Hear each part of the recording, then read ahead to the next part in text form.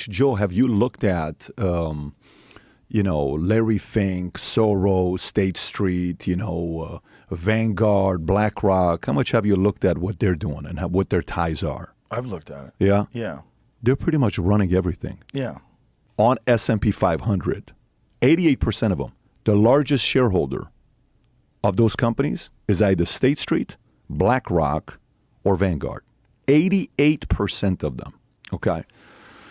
And then you see their influence in defense contracts, okay? So we went through a deal. I'm like, let me see if these guys, this ESG, Larry Fink, Vanguard, State Street, if they have any influence on military contract, defense contracts.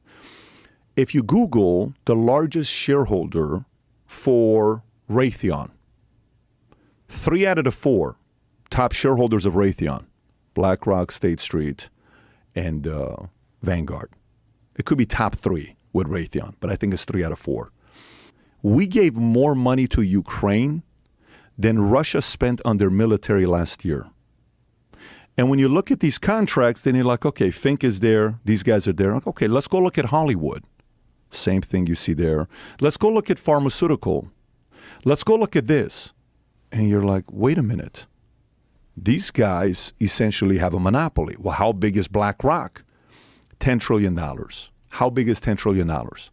Only 2 countries have a bigger GDP than what BlackRock has, assets under management, U.S. and China. That's how big BlackRock is. Just recently, if you saw the rebuilding of Ukraine, did you see this contract? Rebuilding of Ukraine, $400 billion contract. BlackRock and Chase is helping rebuild Ukraine. And then, okay, I'm not a conspiracy theorist, but what the hell is going on here? They have that much control to get everybody to do what they want them to do? Yes. The education, schools, like, the biggest union we have in America, I think it's National Education something. NEA is the largest union we have. 3 million teachers are part of that union. And you look at that and you go deeper in that with open society and who's funding it, who's the money behind these organizations. Comes back, Soros.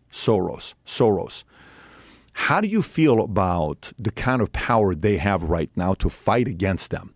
Because this isn't like a billionaire can come out and say, I'm going to go up against these guys. They don't have a little bit of money. A billionaire to these guys is nothing. They got the kind of control that can make companies fire boards. They can replace CEOs. They can replace leaders if they don't like. Certainly have massive amounts of influence. What do you think they're doing? The question is, how do you fight it? Like, for example, the way we fight mainstream is by what? The show that we do. And we have to be patient. It's going to take 2, 3, 4, 5, 10, 20 years.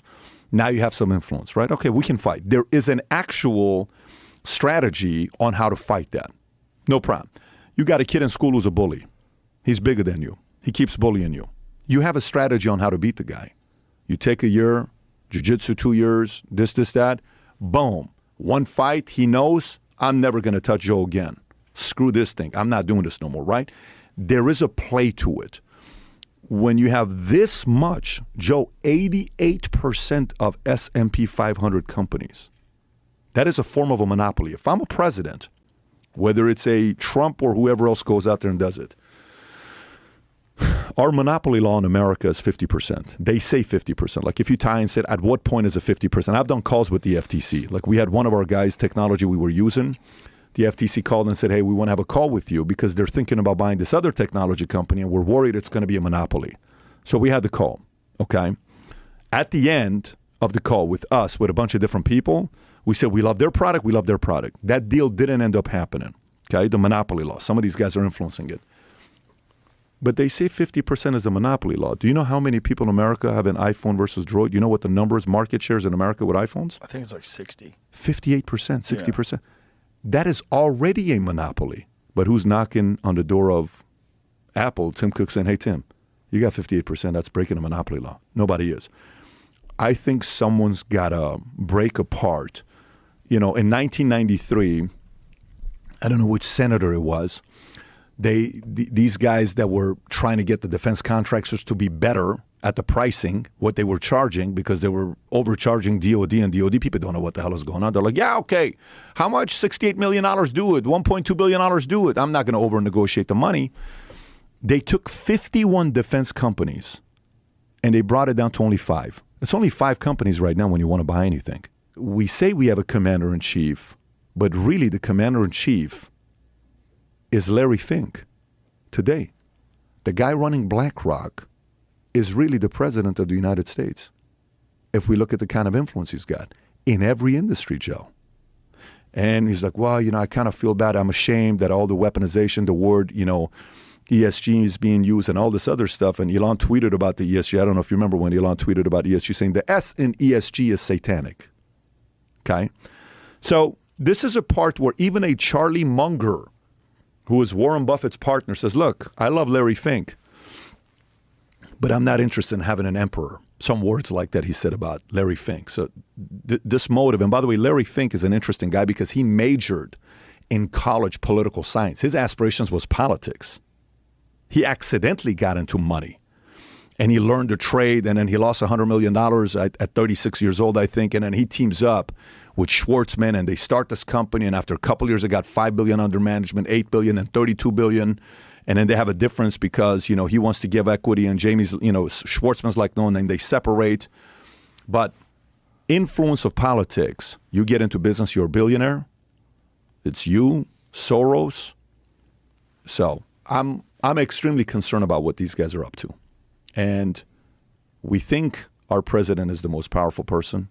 That person's not. Because behind closed doors, they're going to be like, look, guys, let's relax. That guy's only going to be there for 4 to 8 years. We're going to be all right. He'll be out. We're running the world. We're okay. We were running America, but now we're running the world. We control all the ETFs in America. We're controlling all this stuff. Everyone has to come through us, and we can tell everybody what to do because everybody fears not getting money from us, from being downgraded. A Tesla on ESG score is nothing, but a Philip Morris gets an A rating.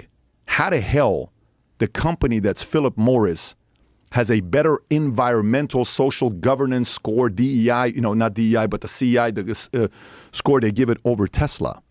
So they can bully some of these guys. Let me ask you this. What do you think the goal of ESG is? Why do you think they're establishing these sort of parameters? Like why is ESG a thing, and what's the benefit of it for them? So Schultz said something very interesting. Schultz says, look, these guys are driven by money. They're not going to do anything to destroy an economy to lose their own money because they want that. I said, okay, it's a very good, Andrew Schultz. I said, that's a very good point, on what you're saying. Fine. Okay. So why are these guys doing what they're doing? You have all the money in the world. You live in a $100 million house. Not you, Larry Fink and some of these guys. I don't know if he lives in a $100 million house, but you got the money to live in a $100 million house. What else do you need? Right. You got nice cars. Jamie Dimon's got a $900 million art collection, according to an article. It's a nice art collection, right? You go to all the nice restaurants. You meet prime ministers. You meet presidents. And then maybe there comes a time when you're looking at a couple of these guys, they're presidents and prime ministers, and you tell yourself, I'd be a better president than you, bro. How the hell am I not reading the country? Or they tell themselves, you think you're a president? You're not a president. You work for me. What else is the motive? But ESG, how does that factor into But the point is control is what I'm saying. So the motive becomes control more than money. After you have all the money in the world, what's next? It's got to be control or a true vision. So Soros, when you're talking ESG, that story is a completely different story. You ever heard Soros' interview with 60 Minutes where he says, I see myself as a god? Have you ever seen this interview or what he says? No. Really? He said he sees himself as a god. Oh, my God. Jamie, do you mind pulling up the quote? I think it's, if you type in LA Times, Soros, God. If you type in LA Times, Soros, God, when you hear what he says, it's like the second to the last paragraph all the way to the bottom.